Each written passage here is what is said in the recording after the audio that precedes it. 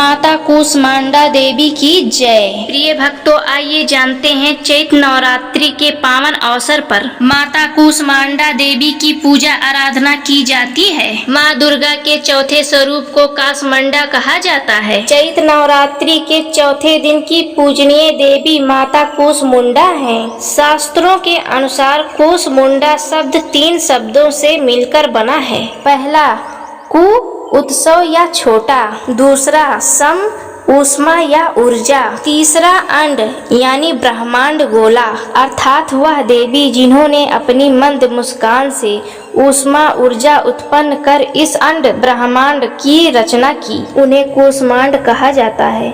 जब सृष्टि का अस्तित्व नहीं था, चारों ओर काले अंधकार ही अंधकार था, तब इन्हीं देवी ने अपनी हंसी से ब्रह्मांड को प्रकाशित किया था। इसीलिए इन्हें सृष्टि की आदि स्वरूपा और आदि शक्ति मानी जाती है। पौराणिक कथाओं के अनुसार आदि काल में जब न समय था, न सूर्य, न चंद्रमा, न ही पृथ्वी, जब केवल शून्य था, तब इस शून्य में एक सूक्ष्म दिव्य चेतना प्रकट हुई। यह शक्ति माँ कूष्मांडा थी।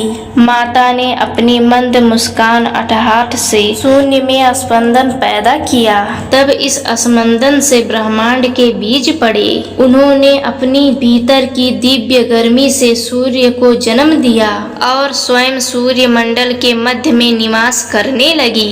शास्त्रों में कहा गया है कि केवल माँ कूष्मांडा ही ऐसी शक्ति हैं जो सूर्य के भीतर प्रचंड ताप को सहन कर सकती हैं। उनकी कांति और आभा सूर्य के समान दैदीप्यमान है। माँ कूष्मांडा की 8 भुजाएं हैं, इसलिए उन्हें अष्टभुजा देवी ही कहा जाता है। उनके हाथों में कमंडल, धनुष, बाण, कमल का पुष्प, अमृत कलश, चक्र तथा गदा है। 8वें हाथ में सिद्धियों और निधियों को देने वाली जपमाला है। माता सिंह पर सवार है, जो साहस और निर्भयता का प्रतीक है। कथाओं के अनुसार माता कूष्मांडा ने ही त्रिदेवों ब्रह्मा, विष्णु, महेश और त्रिदेवियों लक्ष्मी, पार्वती और काली की उत्पत्ति में सहायक ऊर्जा प्रदान किया था। माता कूष्मांडा ने ही सभी देवताओं को उनके कार्यों को सौंपा था और ब्रह्मांड को सुचारू रूप से चलाने के लिए ग्रहों और नक्षत्रों को दिशा दिखाई थी।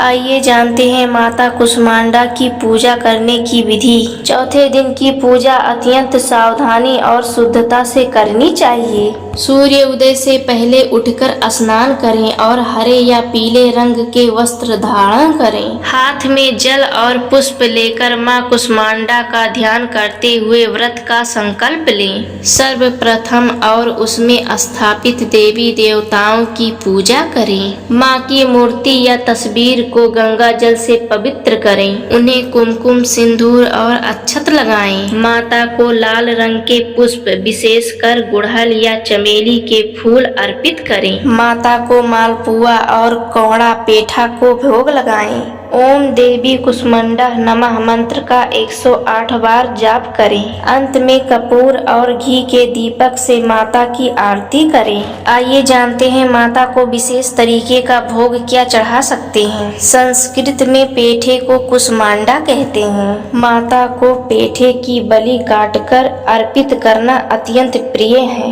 ऐसा करने से रोगों का नाश होता है। चौथे दिन मालपुआ का भोग लगाकर ब्राह्मणों को दान देने से बुद्धि का विकास होता है। हरी इलायची, सौंफ माता को सुगंधित दिव्य प्रिय है। आइए जानते हैं क्या करें और क्या ना करें, सावधानियां क्या करें। माँ कूष्मांडा को हरा रंग प्रिय है।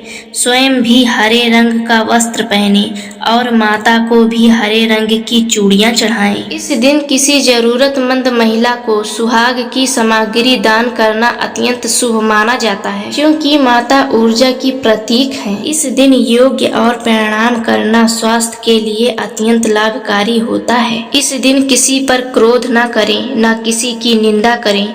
ऐसा करने से माता की कृपा प्राप्त नहीं होती। इस दिन काले या नीले रंग के किसी भी वस्तु को पूजा में सम्मिलित न करें, इससे माता अत्यंत क्रोधित होती हैं। यदि संभव हो तो फलाहार ही करें, तामसिक भोजन प्याज लहसुन का प्रयोग बिल्कुल ना करें। इस दिन खास ध्यान रखें कि किसी भी जीव जंतु को न सताएं, विशेषकर सिंह या बिल्ली की प्रजाति के जीवों को, क्योंकि ये माता की सवारी से संबंधित हैं। तो भक्तों, आप लोग चैत्र नवरात्रि का व्रत रख रहे हैं तो कमेंट बॉक्स में जरूर बताएं और अपने चैनल श्याम किशोरी को लाइक सब्सक्राइब जरूर करें। तो सभी साथ में बोलो नव अवतार माँ दुर्गा की जय।